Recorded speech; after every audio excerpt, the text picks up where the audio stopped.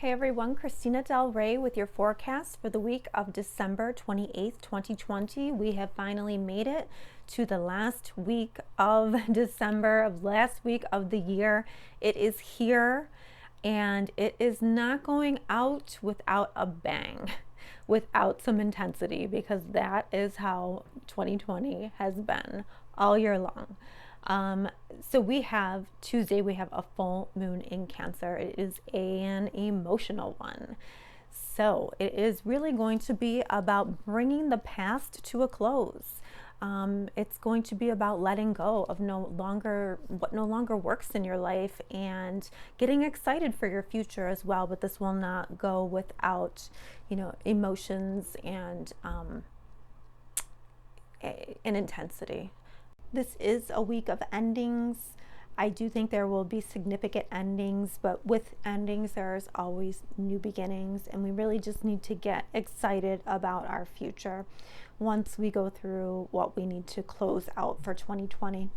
And I wanted to say too, like Wednesday and Thursday, we have Venus squaring Neptune, and to me, this says, deception in relationships. So I would just be careful, watch out for that. Also, too, with Neptune, you can have a little too much fun partying and things like that. So, just be aware. But Venus does meet up with the South Node, and to me, this says you have to let go of some kind of deception or something that's not right in your life, and it might be a disappointment, but it needs to be shed. But let's see where all of this falls in your horoscope for the week. Hi, Pisces. We start the week off on Tuesday, the 29th, with the full moon, and that is happening in your fifth house of relationships. Also, children and creative projects. So, there is some type of culmination or emotional energy here.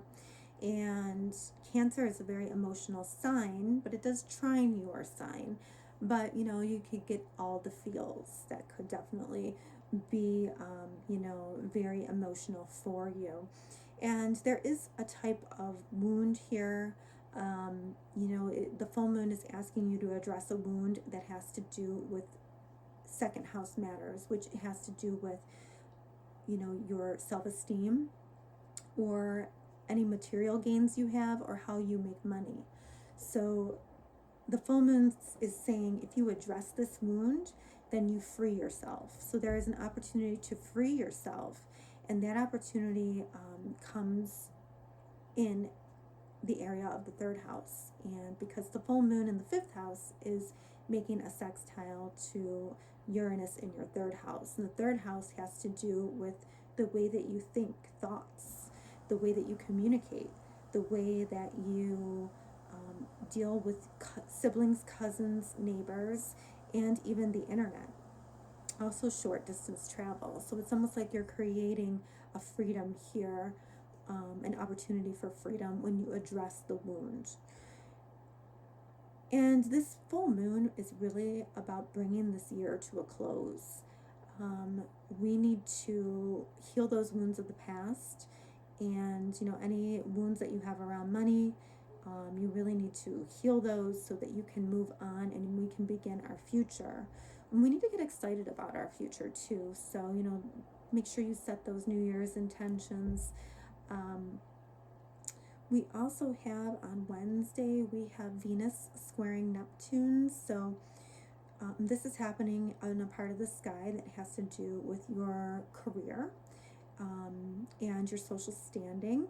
And it's squaring Neptune in your first house. So there could be, just watch out for overdoing the substances perhaps on New Year's. You just want to be mindful of that. You don't want to suffer the next day with this kind of energy. But also to any kind of deception that's happening around the workplace. You just want to be mindful of that. If you feel like somebody's not telling you the truth, that might be it. But this is something that passes relatively quick. But once Thursday comes around and Venus conjuncts the South Node we're going to have, it'll also be squaring Neptune. So this is really about like letting go of something or someone in your 10th house. So this could be letting go of, a relationship that made you a certain status, girlfriend, boyfriend, husband, wife. You're letting that go now, and you're moving more towards your home, and how you are in your home, or something that has to do with the home. But you're letting go of the ideal, or the mirage, or the dreams that you had in this area of career, social standing, um, reputation. And it's not that you're not letting everything go, but you're looking more to the home as, I guess, for healing, to yourself and to home, for where the future is going to lead you. And we also, we are starting a new cycle now. And let's not forget that there is Jupiter and Saturn have, reached your 12th house of spirituality, of karmic endings, of, behind the scenes work. And in order for that to grow and flourish and bring you blessings, you have to let these other areas of your life end so that you can begin again and, allow those blessings to come through. Well, I think it'll be a great week, and I also think that, it'll be a good year for you. If you have not watched my horoscopes, my yearly horoscopes for 2021, I will link them below. And, I'll be back in January to talk more astrology with you.